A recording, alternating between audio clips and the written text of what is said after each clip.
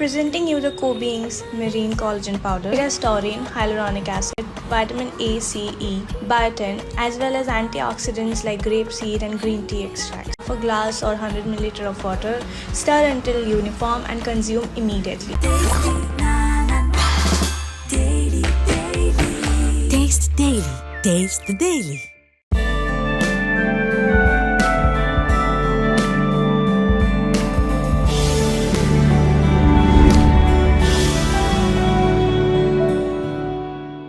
வைரமுத்து அதுக்கப்புறம் எப்போ சந்திச்சிங்க? வைரமுத்துவை அவரோட எனக்கு அப்படி யோசிக்கிற மாதிரி ஆயிடுச்சா? ஆமாம், ரொம்ப நல்லாச்சுங்க, ரொம்ப நல்லாச்சு. இடையில என்னென்னா சார், என்னுடைய புத்தகம் அதுக்கு அணிந்துரை வேணும். அதுக்கு முன்னாடி நான் அவர்கிட்ட பேசுகிறேன். இந்த மாதிரி எனக்கு என்னென்னா சார், நான் வந்து அவங்க பெரியவங்க இவங்க பெரியவங்க அப்படி இல்லை. எனக்கு எல்லாருக்கும் அவங்க மேலே உள்ள மரியாதை உண்டு. ஆனால் எனக்கு இவங்களால நம்ம காரியம் ஆகணும்னு நான் இது வரைக்கும் பழகலை.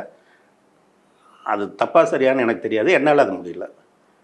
நான் அவரோட ஒரு சின்ன வாக்குவாதம் வந்துச்சு. இந்த மாதிரி ஒரு அரசர்கள் மன்னர்கள் முடியாட்சியை தாண்டி ஜனநாயகம் வந்து, இந்த ஜனநாயகத்தினுடைய போதாமையில் நம்ம சோசியலிச அரசாங்கம் வர்றதுக்காக ஒரு கனவோடு இருக்கோம். அதுக்காக பாடுபடணும்னு நினைக்கிறோம். இந்த நேரத்தில் நீங்கள் வந்து கவியரசுன்னு பேர் போட்டுக்கிறது, நமக்கு என்னங்க அரசு அப்படின்னு கேட்டேன். கவியரசுன்னு பேர் போட்டுக்கிறது எனக்கு சரியாக படலைங்க அப்படின்னு. கவிதா பாரதி அந்த பட்டத்தை நானாக ஏற்றுக்கொள்ள இல்லை. என் மீது அன்பு கொண்ட பேராசிரியர்கள் அன்பு மிகுதியினால் அந்த பட்டத்தை கொடுத்தார்கள். நான் அதை ஏற்கவும் இல்லை, மறுக்கவும் இல்லை அப்படின்னாரு. எனக்கு 2 நாள் கழித்து வந்த இதில் கவியரசு வைரமுத்துவின் அணிந்துரைன்னு எழுதி கொடுத்தாங்க. சரி, ஏதோ ஒரு இடத்துல வந்து நம்ம இதுக்குள்ளே போய் திரும்ப திரும்ப இதை வலியுறுத்துறது சரியாக இருக்காது. அவருடைய பாதை வேறு, நம்மளது வேறேன்னு நான் அப்படி வந்துட்டேன். வந்து இடையில் தாஜ்மஹாலுக்கு வந்து இதில் ஃபிஷர்மேன் கோவில் கம்போசிங் அதுக்கு டேரக்டர் கூப்பிட்டு போகிறார். ஏஆர் ரஹ்மான் இருக்காங்க, வா அப்படின்னாரு. சார் வைரமுத்து சார் இருப்பார். எனக்கு அவருக்கு வந்து ஒரு இடத்துல நான் முரண்பட்டு வந்துட்டேன். திரும்ப எதுக்கு சார், அவருக்கும் சங்கடம். டைரக்டர் தான் உங்களுக்கு இந்த மாதிரி குசும்பெல்லாம் அவருக்கு பிடிக்கும்ல. ஓ நீ வாயா, நீ ஆஸ்டர்டு தானே வரணும் அப்படின்னு கூப்பிட்டு போயிட்டார்.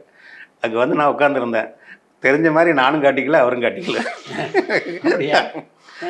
ஒரு வணக்கம் வைக்கிறோம். அதுக்கு பிறகு சார் ஒரு நாள் வந்து மயிலாப்பூர் நாகேஸ்வர பார்க்கில் நான் வந்து ஒரு சீரியல் ஷூட் பண்ணிகிட்ருக்கேன். ஒரு சேர் வந்து இறங்குச்சு, ஒரு ஃப்ளாஸ்க் வந்துச்சு, அது இருந்துச்சு. ஒரு சேரை போட்டாங்க ஒரு புல் தரையில். பார்த்தா போகிறேன்.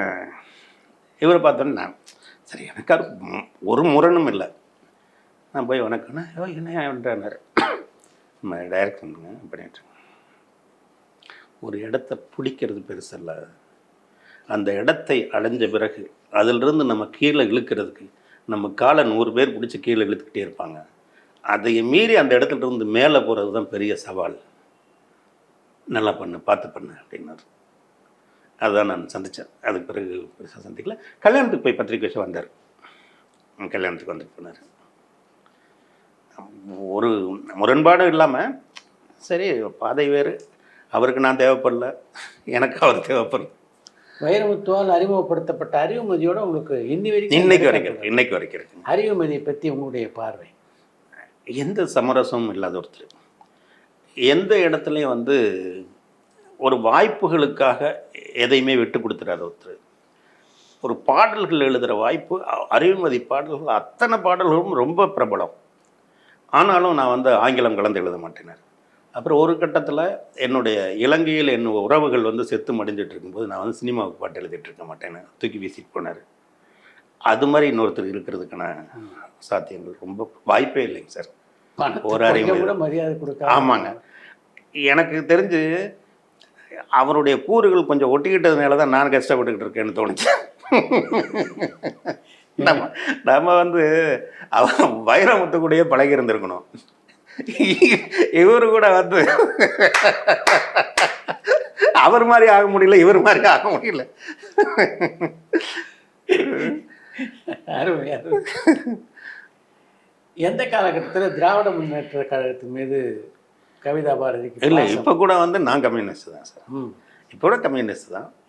ஆனால் என்னென்னா தமிழ்நாட்டை பொறுத்தளவுக்கு எனக்கு இந்த இந்த ஒரு சமூக நீதியோ தமிழினுடைய நலமும் மொழி நலத்திலையோ இன்னைக்கு திராவிட முன்னேற்ற கழகம் இல்லாத இன்னொரு கட்சி வந்து இந்த இடத்த தமிழ்நாட்டை இப்போதைக்கு வழிநடத்தும்னு எனக்கு தோணலை. அதனால தேவைகள் கருதி திமுகவினுடைய தலைமையை ஏற்றுக்க வேண்டியதாக இருக்குது. நான் திமுக காரணம் இல்லை, இன்றைக்கு வரைக்கும் நான் கம்யூனிஸ்ட் தான். தமிழை தாண்டி இப்போ தெலுங்குலேயே நடிக்க ஆரம்பிச்சிட்டிங்களா? சார், தெலுங்கு படம் வந்து உங்களுக்கு தெலுங்குனுடைய பெரிய தயாரிப்பாளர் ரைட்டர் கோனா பாஸ்கர், அவங்க படம் கீதாஞ்சலின்னு ஒரு படம் வந்து பெரிய ஹிட்டாக போச்சுங்களா, ஜெகன்மோகனி மாதிரி ஒரு படம். அதனுடைய 2ஆம் பாகம் எடுத்தாங்க. அதுக்கு திடீர்னு கூப்பிட்டாங்க. நான் போய் அதில் நடிச்சுட்டு வந்தாங்க. ஒரு சின்ன கதாபாத்திரம் தான், ஆனால் அவர் ஒரு பெரிய ரைட்டர் இல்லைங்களா, அதனால் நல்லா இருந்தது. அது அக்கௌண்ட் தொடங்கியிருக்கு தெலுங்குனுடையது. அதே மாதிரி திடீர்னு இது டர்போ மம்முட்டி, ஆமாம், அவங்களுடைய டர்போ படத்தில் அதுலேயும் ஒரு சின்ன கதாபாத்திரம் தான் இருந்தாலும் சரி, மம்முட்டி மலையாளம், அதனால் இப்போ வந்து மும்மொழி நாயகன் ஆகிட்டாங்க. எப்படி இருந்தது வேற்றுமொழி படங்களில் நடித்தது? சார், கொஞ்சம் நமக்கு என்னென்னா, நமக்கு ஒரே ஒரு தைரியம் மொழி. நீங்கள் தமிழை பொறுத்தளவுக்கு நமக்கு வந்து ப்ராம்ப்ட் பண்ண வேண்டியதில்லை, நம்ம ஒரு 2 தடவை பார்த்துட்டோம்னா வந்துடும். மலையாளம் ஓரளவுக்கு பிரச்சனை இல்லைங்க, அதில் வந்து பெரிய இது இல்லை. தெலுங்கு படத்தில் நிறைய டைலாக்கு, நமக்கு தெலுங்கு அவ்வளவுக்கெல்லாம் தெரியாதுங்க. அப்போ என்னென்னா, நடிப்பை தாண்டி நமக்கு அந்த மொழி மேலேயே போயிட்டே இருக்குது கவனம். அப்போ இவர் சொல்லுவார் இல்லைங்க, இது நடந்தால் தண்ணி வர மாட்டேங்குது, நான் மாடு வர மாட்டேங்குன்னு கவலை சொல்கிற மாதிரி டயலாகை கரெக்டாக பேசிட்டோம்னா நமக்கே தெரியுது இல்லை நம்ம நடிக்கலைன்னு. அப்போ தான் தெரிஞ்சது, நீங்கள் மொழி தெரியாதவங்க வந்து தமிழில் இத்தனை பேர் வந்து இவ்வளோ பெரிய சாதனை நிகழ்த்தி இருக்கிறது எவ்வளோ பெரிய விஷயம். அதுவும் நம்ம சீரியலில் பக்கம் பக்கமாக வசனம் பேசுகிறது, திடீர்னு வந்து தெலுங்குலேருந்தோ அது வந்து பண்ணுறது, அதை நம்ம படும்போது தான் சார் அதனுடைய கஷ்டம் தெரியுது, அது எவ்வளோ பெரிய சாதனைன்னு தெரியுது. நான் தெலுங்கு கற்றுக்கணும். இயக்குனராக இருந்திருக்கீங்க, இப்போ நடிகராக இருக்கீங்க. இந்த பயணத்தில் எது உங்களுக்கு நல்லா இருக்கு? அதாவது நடிகராக இருக்கிறது சொகுசாக இருக்குங்க, இயக்குனராக இருக்கிறது தான் சுதந்திரமாக இருக்குது. அதே மாதிரி இது அத்தனையும் நான் வந்து கிட்டத்தட்ட நான் இவ்வளவு நேரம் என் வாழ்க்கையில் எங்கே ஆரம்பித்தோம், எந்த இடத்துல வந்து நிற்கிறோங்கிறத நான் இவ்வளவு தொகுத்து யோசித்ததே இல்லை. உங்களோட பேசும்போது தான் யோசித்து பார்த்தா இதுக்கிடையில் ஒரு 25 வருஷத்துக்கு மேலே கடந்திருக்கோம் அப்படிங்கிறது தோணுது. அப்போ கூட இயக்குனர் ஆகணும்னு வந்தோம். அதாவது என்னென்னாங்க, ஒரு முக்கியமான விஷயத்தை சொல்ல மறந்துட்டேன். நான் கட்சியில் வந்து மாவட்ட பொறுப்பில் இருக்கேன், இங்கே வர்றதுக்கு முடிவு பண்ணிட்டேன். இப்போ கட்சியில் போய் சொல்கிறேன், இந்த மாதிரி நான் சினிமாவுக்கு போகிறேன். அப்போ அந்த மாவட்ட செயலாளர் பேர் நான் பெரியசாமி அப்படின்னு பேர். அவர் சொல்கிறாரு, அப்போ என்னன்னாங்க, நான் அது வரைக்கும் ஓட்டு போட்டதில்லை, ஓட்டு போடுற வயசு வரல எனக்கு. அவர் சொல்கிறாரு, உங்களை விட முடியாது, ஏன்னா அடுத்த தேர்தலில் பெருந்துறை தொகுதிக்கு உங்களை தான் வேட்பாளர் ஆக்கிறதா கட்சி முடிவு பண்ணியிருக்காங்க. அடுத்த 5 வருஷம் கழித்து நடக்க போகிறது வேட்பாளர் ஆக்கிறதா கட்சி முடிவு பண்ணியிருக்கு. அதனால் இந்த 5 வருஷம் நாங்கள் உங்களுக்கு அதற்கான பயிற்சியை கொடுக்கணும், நீங்கள் கட்சி பணியை விட்டுட்டு திரைப்படத்துக்கெல்லாம் போகாதீங்க, நாங்கள் அனுமதிக்க மாட்டோம். நான் சொல்கிறேன், தோழர், நான் வந்து எனக்காகவும் நான் கார் வாங்கணும், நான் பங்களா வாங்கணுங்கிறது கட்சிக்கு போகலை. நம்ம கட்சி படம் எடுத்திருக்கு, பாதை தெரியுது பாரு, ஜெயகாந்தன் வச்சு படம் எடுத்திருக்கு. ஏதோ ஒரு கட்டத்தில் திரைப்படங்கிறது ஏதோ ஒவ்வாத துறைன்னு நம்ம வந்து ஏதோ ஒரு இடத்துல விலகிட்டோம். இன்றைக்கும் சமரசம் அப்படிங்கிறது, அதாவது இருக்கிறவன் இல்லாதவன், இந்த ஜாதி அந்த ஜாதி எல்லாரும் ஒரே இடத்தில் சரிசமமாக நடத்தப்படுறது திரையரங்கம் தான். இன்றைக்கி திமுகங்கிற ஒரு இயக்கம் திரைப்படத்தினுடைய வலிமையை தெரிஞ்சு அதை பயன்படுத்தின நிலை தான் வந்திருக்காங்க.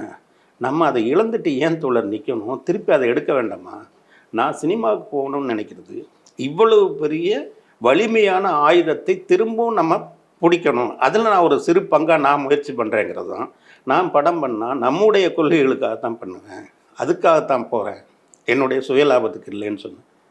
சரி இருங்க மாவட்ட குழுவை கூட்டி முடிவு பண்ணணும்னு சொல்லி மாவட்ட குழுவை கூப்பிட்டு இதை ஒரு அஜெண்டாவை வச்சு பேசி எனக்கு 2 வருஷம் லீவு கொடுத்து அனுப்புனாங்க. நீங்கள் வந்து 2 வருடங்களுக்குள்ளே நீங்கள் திரைப்படத்துறையில் வந்துட்டிங்கன்னா அங்கே இருக்கலாம், இல்லைன்னா கட்சி பணிக்கு வந்துடணும் அப்படின்னு சொன்னாங்க. வரல. அன்றைக்கி ஒரு நாள் ஒரு மேடையில் நம்ம சுப்பராயன் எம்பியும் பெரியசாமி இருந்தாங்க, அவர் புத்தக வெளியீட்டு விழா கூப்பிட்டுருந்தோம். அதை வச்சுக்கிட்டு இதை பகிர்ந்துக்கிட்டோம். அவர் நினைவு கூர்ந்தார். என்னன்னாங்க, இவ்வளோ வருடம் கடந்த பிறகும் ஒரு இடத்தை தீர்மானிக்கக்கூடிய இயக்குனர், திரைப்பட இயக்குனர் ஆகிறது வந்து எனக்கு இப்போ தான் தோணுது. இவ்வளோ வருஷம் தள்ளி போயிடுச்சு. என்ன நடிகன் ஆனாலும் இயக்குனருங்கிறது வந்து அது நம்ம தேடி வந்தது. பேச ஆரம்பிச்சிருக்கேன், ஒருத்தர்கிட்ட பேசிகிட்டு இருக்கோம், அமையலாம் அல்லது கூடிய விரைவில் அமையலாம். மறுபடியும் நடிகனாக மட்டும் இல்லாமல் ஒரு நல்ல திரைப்படத்தை இயக்கிட்டு அதை பற்றியும் உங்களோட நான் பேசணுங்கிறது என்னுடைய ஆசையாக இருக்குது. அதற்கான முயற்சியில் இருக்கேன். இந்த திரையுலகத்தில் யாரெல்லாம் கவிதா பாரதிக்கு நல்ல நண்பர்கள்? இல்லை, இன்றைக்கி இருக்கிற இயக்குநர்களில் கிட்டத்தட்ட ஒரு 50% பேர் பாடலாசிரியர்கள், எல்லாருமே நடிகர்கள், எல்லாமே நம்ம பார்த்துருக்கோம். நான் ஒரு பட்டியல் போட்டேன்னா ஒரு 150 பேரை சொல்லணும். யாராவது ஒன்று விட்டு போயிட்டு வருத்தப்பட்டுருவாங்க. ஏறக்குறைய எல்லாமே நம்ம பழகினவங்க, ஒரே காலகட்டத்தில் வந்தவங்க. இல்லைன்னா நம்ம ஒரு சின்ன பசங்களாக பார்த்துருப்போம், அவங்க வந்து இன்றைக்கி பெரிய இடத்துல இருப்பாங்க. எல்லாருமே நிறையா இருக்காங்க சார். தனித்தனியாக சொன்னேன்னா பட்டியல் நெருக்கமாக உள்ளவங்கன்னா நீங்கள் அன்றாடம் பேசுகின்ற மாதிரி. நான் யுகபாரதி கவிஞர், நம்ம கருப்பழனியப்பன், பழனி பாரதி, அண்ணன் அறிவுமதி. அப்புறம் இது வரைக்கும் நான் எந்தெந்த திரைப்படத்துல எல்லாம் போய் வேலை பார்த்தனோ எல்லா இயக்குனர்களும், நீங்கள் வடிவேலிருந்து, அருண்லேருந்து, பம்பர் பண்ண செல்வகுமார்லேருந்து, ஃப்ராங்க்லிருந்து எல்லாருமே வந்து நண்பர்களாயிட்டாங்க, இல்லைன்னா தம்பிகள் ஆகிட்டாங்க. அவங்களுடைய அடுத்த கதையை பேசுகிறதோ, இல்லை இப்படி 2 வருது, இதில் எதை நம்ம பண்ணலாம் அப்படின்னு கேட்குறதோ, அந்த மாதிரியான ஒரு அணுக்கமான இடத்துல வச்சுருக்காங்க. அது நம்ம பல துறைகள்லேருந்து வந்ததுனால ஒரு தடவை பழகிட்டால் இயல்பாகவே அவங்க வந்து நண்பர்களாக தான் தொடரும். இப்போ உங்களுடைய மகளும் பொன்னியின் செல்வன் படத்தில் நடிச்சிருக்காங்க. எங்கே அந்த கேள்வியை கேட்காம இருக்கீங்களேன்னு பார்த்தேன். அவங்க நடிகை ஆகிறதுக்கு வாய்ப்பு இருக்கா? அவ தீர்மானிக்கணும்னு விட்டேங்க. அதாவது என்னென்னா, தனான்னு என்னுடைய நண்பர் வந்து மதியன்னு ஒருத்தர், அவர் கோயம்பேடில் வாழைப்பழம் மொத்த வியாபாரம் பண்ணக்கூடிய ஒரு சின்ன பையன். என்னுடைய நண்பர்னால் அவருக்கு வயசு ஒரு 35 தான் இருக்கும். அவர் வந்து ஒரு நல்ல வாசகர், அந்த புத்தகங்கள் மூலமாக பழக்கமானவர். அவருடைய தம்பி வந்து தானா, அவர் தான் வந்து மணிரத்னத்திட்ட இணை இயக்குனராக இருக்கிறவர். என்னை செக்கச்சிவந்த வானத்துக்கும் அவர் தான் கூப்பிட்டு போனார். மணி சார் ஏற்கனவே நமக்கு தெரியும், இங்கே தாஜ்மஹால் சமயத்துல எல்லாம் வந்து இருந்தார். அவரோட நான் அந்த தாஜ்மஹால் கதைகளில் உட்காந்துருக்கேன். அப்புறம் அவருடைய நிறுவனத்துக்கே ஒரு தொடருக்கு வந்து நாங்கள் எழுதினோம். அவர் நல்லா தெரியும். இருந்தாலும் கூட ஒரு படத்துலைங்கும் போது இவர் தான் அவருக்கு நினைவூட்டி கொண்டு போய் நடிக்க வச்சார். அந்த தனா அந்த பாப்பா எங்கே இருக்குதுன்னு கேட்டார். பாப்பா கேரளாவில் இருக்குன்னு. சார் பார்க்கணுன்னாரு, வந்துட்டு போக முடியுமா அப்படின்னாரு. சார் எதுக்கு பார்க்கணுன்னு சொன்னார் அப்படின்னு. இல்லை, பொன்னியின் செல்வனில் அந்த சின்ன குந்தவைக்காக சார் பார்க்கணும். சின்ன குந்தவைக்கு அவருக்கு எப்படி தெரியும்? சார் பார்த்ததே இல்லையே. இல்லைண்ணே, அது கேட்டார், நம்ம பாப்பா ஃபோட்டோவை காட்டினேன், என்கிட்ட இருந்தது ஃபேமிலி ஃபோட்டோவில் காட்டினேன், அவர் பிடிச்சி போச்சு வர சொன்னார். தம்பி நடிக்க வைக்கிற ஆசையெல்லாம் இல்லை, அது படிக்கட்டும், காட்டிட்டேன், பார்க்கணுன்னு சொன்னார். செலக்ட் ஆகவா போகுது, பார்க்கணுன்னு சொன்னதுக்கு வந்து ஒரு தடவை காட்டு போயிருக்கேன். சரி தம்பி என்ன வந்து பாப்பா வர வச்சு காட்டு வந்துட்டோம் சார். வந்துட்டு 1 மாதம் இருக்கும். ஆனால் பாப்பாவுக்கு லுக் டெஸ்ட்டு இந்த தேதியில் வரும். நீ சொன்னது செலக்ட் ஆகுதா போகுதுன்னு வந்து சொன்னேன். இப்போ கூட அண்ணே என்னை திட்டுவாருண்ணே, தயவுசெய்து என்னை திட்டு வாங்க வச்சிடாதீங்க. என்னடா அது அப்படின்னு வந்து தான் லுக் டெஸ்ட் எடுத்தாங்க. கோவிட் வந்துருச்சுங்க. 2 வருஷம் 2.5 வருஷம் இருக்கும். திருப்பி வந்து தானே அண்ணா ஷூட்டு வந்து 3ஆம் தேதி. தம்பி நீ பார்த்த பாப்பா இல்லை, அது இப்போ வந்து அது வந்து பெரிய குந்தவைக்கு தான் தயாராக இருக்குது. இல்லைண்ணே, அதில் வந்தவங்க சின்னதாக வந்து நாங்கள் செலக்ட் பண்ண எல்லாருமே வளர்ந்துட்டாங்க. அதனால எல்லாம் ஒரே ஏஜ் குரூப்பில் தான் இருப்பாங்க. நாங்கள் பார்த்துக்குறோம், நான் வேண்டாங்கிறது, அதெல்லாம் நாங்கள் பார்த்துக்குறோம், நீங்கள் வர சொல்லுங்கண்ணா. சரி, இப்படி இயல்பாகவே அதுவாக நடந்துச்சுங்க. நடந்து நடித்து முடிச்சுட்டு சிக்கல் என்னென்னா என் ஒய்ஃப் வந்து சீரியல் போய்கிட்டு இருக்கு, இப்போ பாப்பா படிச்சுக்கிட்டு இருக்கு, அவ வரணுன்னா இவ கூட போகணும், கூட்டிகிட்டு போகணும். இயல்பாகவே அவள் என்ன ஆசைப்படுறாலோ இருக்கட்டும், ஒன்று வந்துச்சு, சரி பண்ணிட்டோம். இப்படி இருக்கும்போது இது நடிச்சுட்டு போகும்போது ஏர்போர்ட்டில் வந்து பிரியதர்ஷன் சார் பார்க்குறாரு, திருவனந்தபுரம் ஏர்போர்ட்டில்.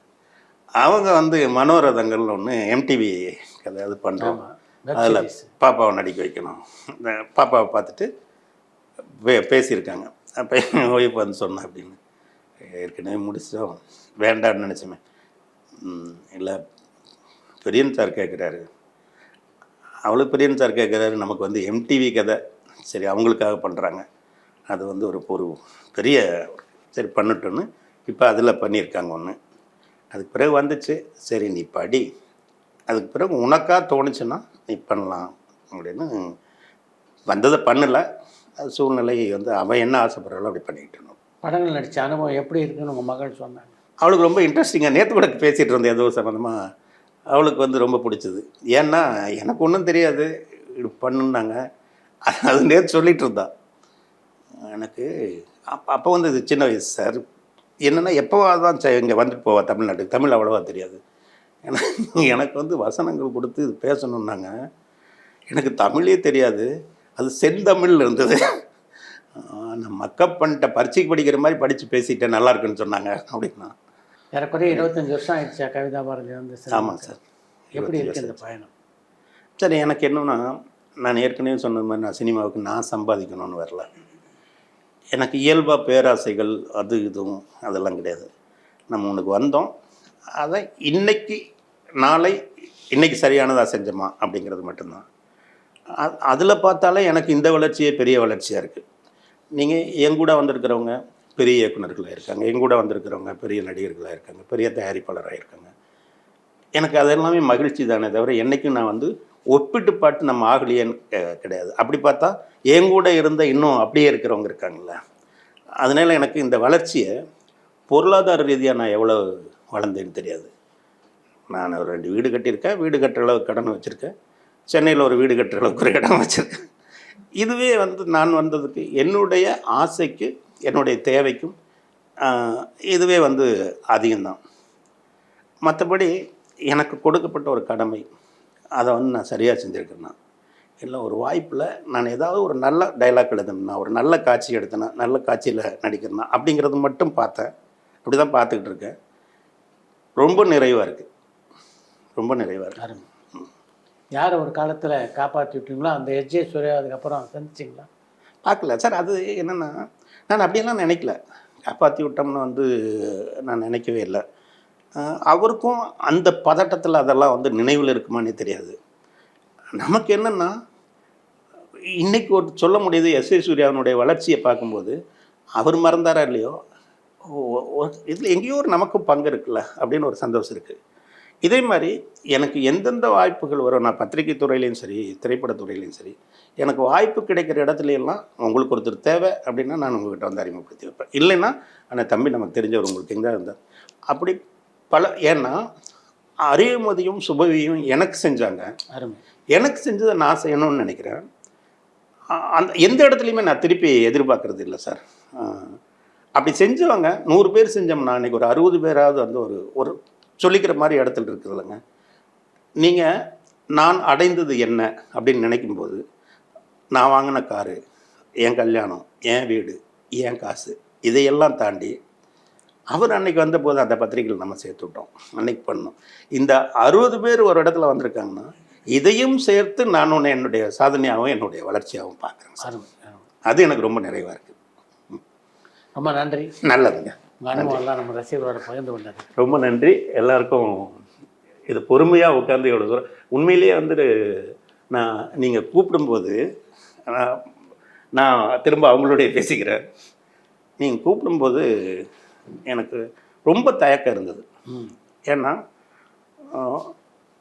திரைப்படத்துறையாக இருந்தாலும் சரி, சின்ன திரையாக இருந்தாலும் சரி, பல பேர் பல சாதனைகளை பண்ணியிருக்காங்க. நீங்கள் வந்து ஒரு நடிகர்னால் எம்ஆர் ராதாவும், சந்திரபாபும், கலைவாணரும், சிவாஜியும், இவங்கெல்லாம் எங்கள் இடத்துல நம்ம வந்து நடிகர்னு எங்கேங்க சொல்கிறது, சொல்லவே முடியாது.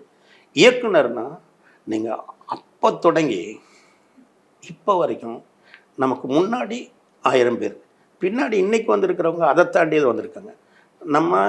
நான் சாதிச்சேன்னு சொல்கிறதுக்கு வந்து எதுவுமே இல்லை. பொதுவாகவே நான் வந்து ஒரு சமூக பிரச்சனையை பற்றியோ, ஒரு அரசியலை பற்றியோ, ஒரு போராட்டத்தை பற்றியோ, எதை பற்றி பேசுகிறதுனாலும் நான் வந்து பேசிடுவேன். என்னை பற்றி என் நினைவில் நான் இதுதான் முதல் தடவையாக ஒரு காணொளியில் என்னை பற்றி பேசுகிறது. ஏன்னா நம்ம பற்றி பேசுகிறதுக்கு ஒன்றும் இல்லை, அப்படின்லாம் நம்ம எதுவும் செஞ்சிடல. ஒன்று உங்களோட உரையாடுறதுல எனக்கு ஒன்றும் ஒரு தயக்கம் இல்லை, அதில் வந்தேன். ரெண்டாவது என்னென்னா, சரி நீங்கள் இன்றைக்கி திரைப்படத்துறையில் 10 பேர் வந்து பேரை சொன்னாலே தெரிஞ்சுக்கிற நிலைமையில் இருக்காங்க அப்படின்னா, அந்த இடத்துக்கு 1,00,000 பேர் போராடி இருக்காங்க. பெயர் சொன்னால் தெரியாமல் மிக நிறைவோட வாழ்கிறவங்களும் நிறையா இருக்காங்க. அதனால் பிரபலம் மட்டுமே வெற்றி இல்லை, நம்ம ஒன்று நோக்கி போகிறோம். அந்த போய்கிட்டு இருக்கிற இயங்கிட்டே இருக்கிறது இருக்குல்லங்க, அதுவே மகிழ்ச்சியான விஷயங்கிறத நம்ம செய்தியாக சொல்லலாமே அப்படின்னு நான் நினச்சேன். இந்த திரைப்படத்துறை மீதும் இலக்கியத்தின் மீதும் ஆர்வமுள்ள நான் பின்ன தம்பிகள் தங்கைகளுக்கு நான் சொல்கிறது, நான் எதை நோக்கி வந்தனோ அதை நோக்கி இன்னைக்கு வரைக்கும் கொஞ்சம் கூட அயற்சி இல்லாமல் இயங்கிட்டே இருக்கேன். இதுவே மகிழ்ச்சியாக இருக்குது. இதை தாண்டி ஒரு மாபெரும் வெற்றி கிடைச்சேன்னா நல்லது. நீங்களும் அதே மாதிரி யாரோடையும் ஒப்பிட்டு பார்க்காம நீங்கள் என்ன நினச்சிங்களோ அதை நோக்கிய ஒரு பயணத்தை போய்கிட்டே இருங்க. அதுவே வந்து உங்களை பெரிய இடத்துல கொண்டு போய் உட்கார வைக்கும், பெரிய மகிழ்ச்சியை கொடுக்கும். அப்படிங்கிறது தான் நான் இதன் மூலமாக சொல்லிக்க விரும்புகிறேன். நன்றி. பரபரப்பான சினிமா செய்திகள், நட்சத்திரங்களின் பேட்டிகள், சினிமா வரலாறு ஆகியவற்றை பார்க்கவும் படிக்கவும் உங்களுக்கான இணையதளம் tourantalkies.co.